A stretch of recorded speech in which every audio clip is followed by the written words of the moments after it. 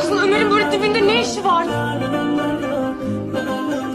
Dışarı çıkar mısın Ömer? Kapıdayım. Sen beni unuttun mu?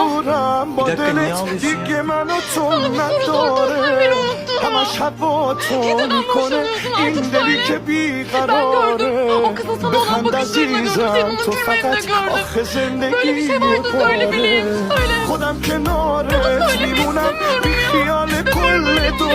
Ama söylemek istemiyorum ya.